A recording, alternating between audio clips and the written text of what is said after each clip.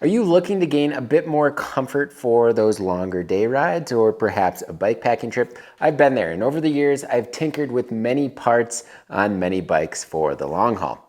There are some cheap and obvious ways to do this and some other not so obvious ways. And while one of the below topics might help, typically combining one, two, or a handful will equate to a more enjoyable experience. So let's do it.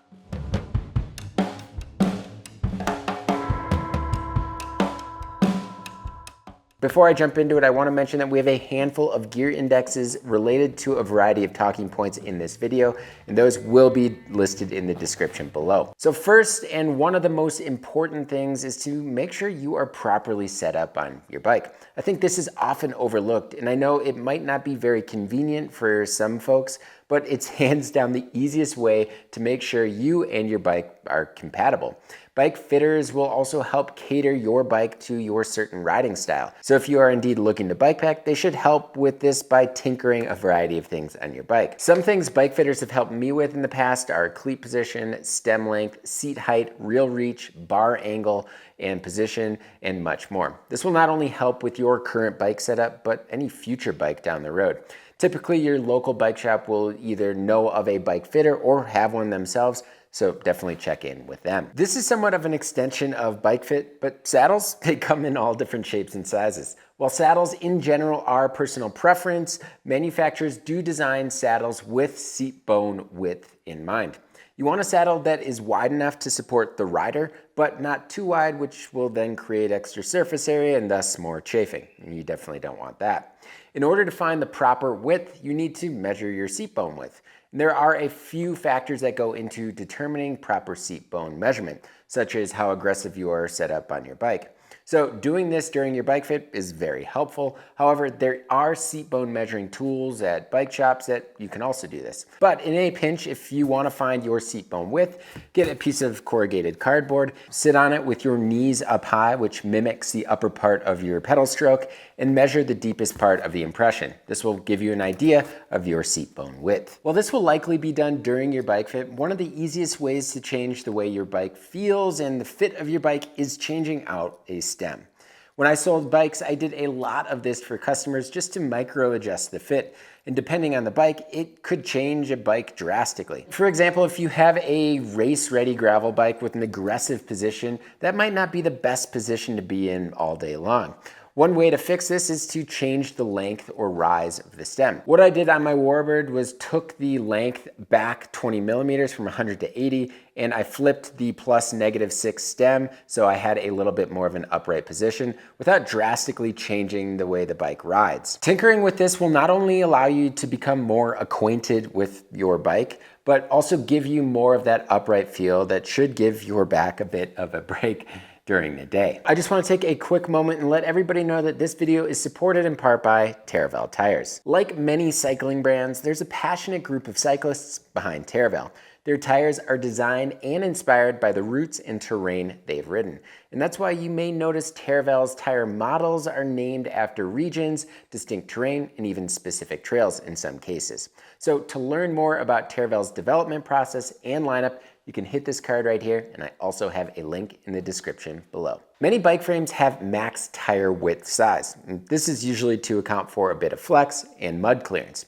This is something that is pretty important to understand on your bike so that you don't rub your tire up against your frame. Generally speaking, the larger the tire volume, the more comfort the bike has. While this might not amount to a whole lot of added comfort, say you're currently riding a 35 millimeter tire, but your bike can actually take a 45 millimeter tire, that 10 extra millimeters of volume will give you the ability to run lower tire pressures, which allows your tire to flex a little bit more and thus be able to absorb some more of that terrain that you're riding over.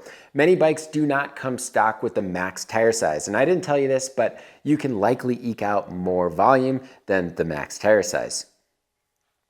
Another factor here is that some tires have more flex than others. 120 TPI tires, or threads per inch, have more of a supple ride characteristic, but 120 TPI tires are typically more expensive and less durable, so keep that in mind. While we're on the topic, if you have yet to go tubeless, this will also allow you to run lower tire pressures, thus giving you more comfort and more supple feel. So yeah, what are you waiting for? It's definitely something that you should do. yesterday. Maybe one of the most affordable ways to make your bike more comfortable is to remove that stock bar tape or stock grips and purchase something that will not only last longer, but also give you more added comfort. Personally, I'm a big fan of 3mm bar tape, but you could even go thicker or even add some sort of gel underneath the bar tape for extra cushion. I'm a big fan of the Lizard Skin 3.2mm DPS tape for a good balance of cushion and grip, and they also come in 4.6mm, which I have yet to try, but I'm going to install on some bars here soon. So as for flat bars, I'm a big fan of the Ergon GA3 grip, but for really long rides, say 5+ days, my hands tend to be most comfortable on a foam grip, and I know this is recommended by a lot of bike fitters for long distances. This leads me to multiple hand positions. While drop bars already have a variety of hand positions, oftentimes when we are bike packing, flat bars are more of a sensible option. Over the years, I've used bar ends with success and have also added bar tape to the flat bar for additional comfort and hand position, but also so I can place my forearms on top of the bar to give my hands a break. Aero bars right here, these are another good option to simply take the pressure off your hands. While it's certainly dependent on the terrain you are riding, many folks that are on super long week-plus tours add aero bars for that added comfort, not necessarily to be aero, but it can come in handy. There are a few other options, including adding inner bar ends on the middle part of the bar or something like the far aero bar just to create a different hand position. Bottom line, changing hand positions will help create happy hands and more mobility during, but definitely after your ride. That leads me to different styles of bars, which ultimately affect your reach and position on the bike. I've personally found that bars with drastic sweep over a long period of time actually seem to irritate me a bit more, but I know a lot of other people swear by alt bars. There are a lot of options out there. Jones bars are a popular model. There are loads of models with various back sweep and rise to put the rider in a more upright position. While many of these are considered flat bars, we've also seen this same idea adopted on drop bars, so additional rise and sweep on a drop bar. One bar to mention, the Ritchey VentureMax XL has this, and it's hands down one of my favorite bars I've used in this category. Suspension seat posts have actually been around for a rather long time, and after using them for a handful of months, it certainly opened my eyes to the additional comfort that I didn't know I was missing. These posts are not only good for folks with chronic issues, but also for those acute issues you may endure during the length of your trip or your ride. After sustaining a serious back injury in 2016, Logan of BIKEPACKING.com had to pay close attention to the well-being of his lower back, and he found that suspension seat posts actually helped with that. There are a variety of types out there. Some use elastomers, others use coil springs. This one from Cane Creek, this is the E-Silk Plus Carbon, has actually been one of my favorites in this category. It gives you added comfort without too much flex or too much travel, as it uses firmer or softer elastomers to fine-tune around the riding terrain and or rider weight. The Redshift Shock Stop seat post is a coil spring option that has a lot of travel, 35mm, so much so that it's actually designed to set up with sag, similar to a rear shock or a fork. This means if you don't set it up properly, it could definitely lead to some serious knee pain. That said, if you are looking for an option that absorbs all of the small bumps, the Shock Stop is definitely it. It's pretty wild. Overall, these are definitely not cheap options, ranging from $200 to $300+, but they definitely will help reduce that wear and tear. So similar to posts, suspension stems are another option that help absorb the bumps along the way. These systems also use swappable elastomers to stiffen or soften the compliance of the stem.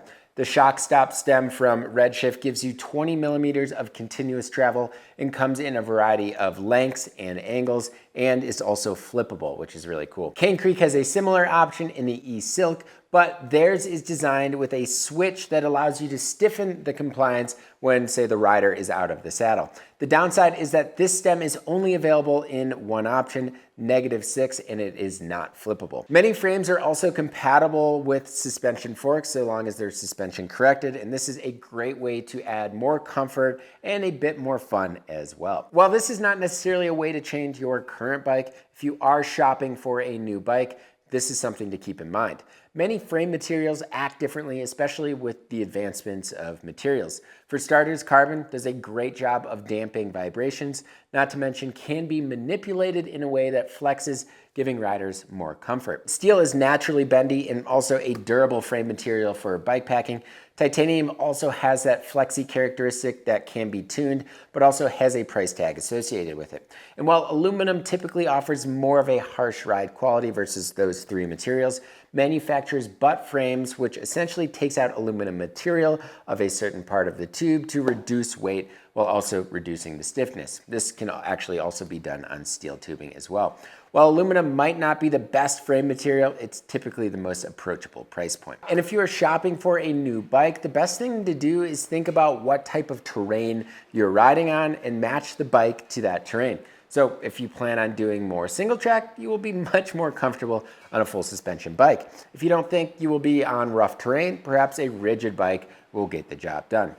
Things to think about. Finally, and this is maybe just a little piece of personal advice, I find that I'm most comfortable riding in comfortable clothes, things that I'm used to, riding at a comfortable speed, riding in comfortable distances for me. I find that a longer ride is not much different than a shorter one. I'm just eating and drinking much more. Simply setting myself up for success by preparing and simply understanding what I'm getting into will actually lead to more comfort. All right, so I think it's time to hear from you all, the viewer. What are your ways or some of your ways to make your bike packing trips or longer rides more comfortable? Leave it in the comment section below. And if you like what you see in this video or any of our videos on YouTube, definitely hit that subscribe button and notification bell. And if you want to help support us a little bit more, consider joining the Bike Packing Collective. I've provided a link below with more details. As always, thank you all so much for watching. And until next time, pedal further.